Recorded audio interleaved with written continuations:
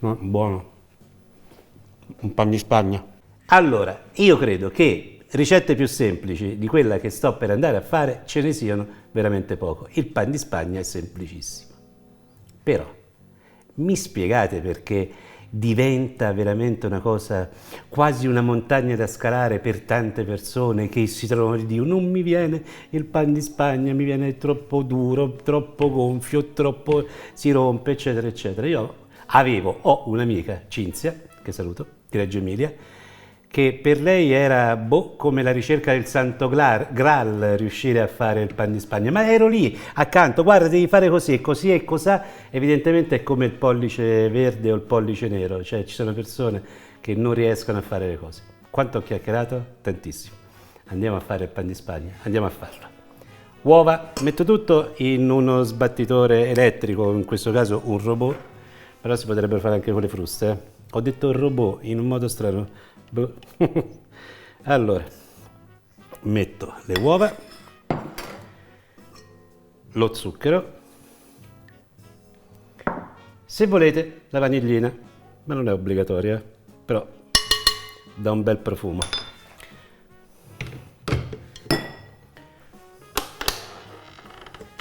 E ora comincio a far montare. Prima di far partire la macchina, poi il rumore dà fastidio, non devo dire più niente, questo qui si deve gonfiare, deve quasi triplicare, deve essere proprio spumoso.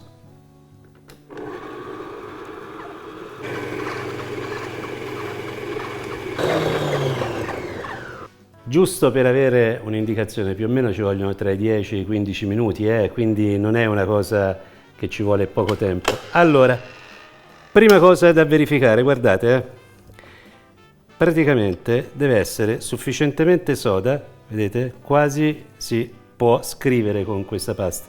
Un altro metodo, questo è un po' più strano, ci mettete il dito, guardate, se non si piega, vedete?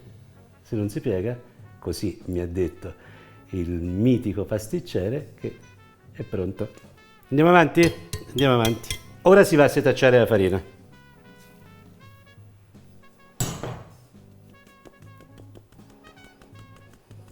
La farina è pronta e ora si comincia a inserire piano piano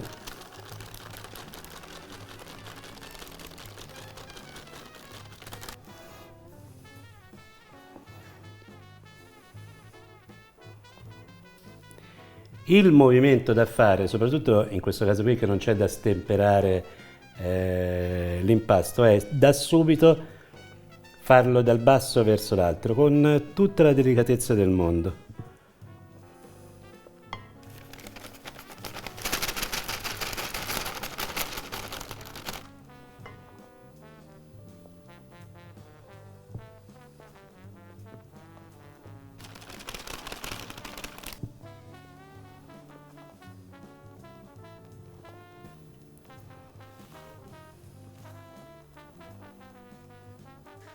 Stampo con cerniera da 22, foderato con la carta forno, quindi una cosa abbastanza semplice, si va a mettere dentro il composto.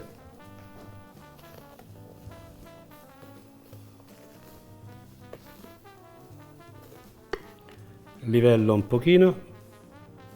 Non fate qui di battere, perché se battete fate sgonfiare poi il composto. La cosa importante è proprio l'aria che abbiamo incorporato. Andiamo in forno, 170 gradi per 35 minuti, 170 gradi forno statico, quindi non deve essere un forno molto alto. A dopo.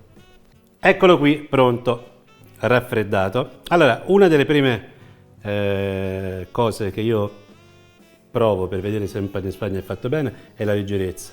Questo è veramente leggero, lo sentite, proprio leggerissimo.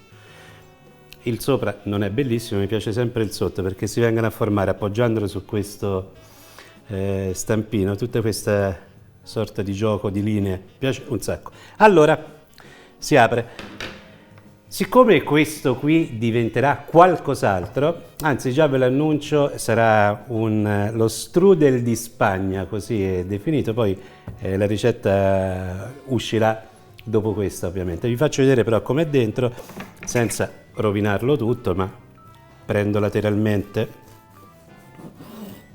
vedete?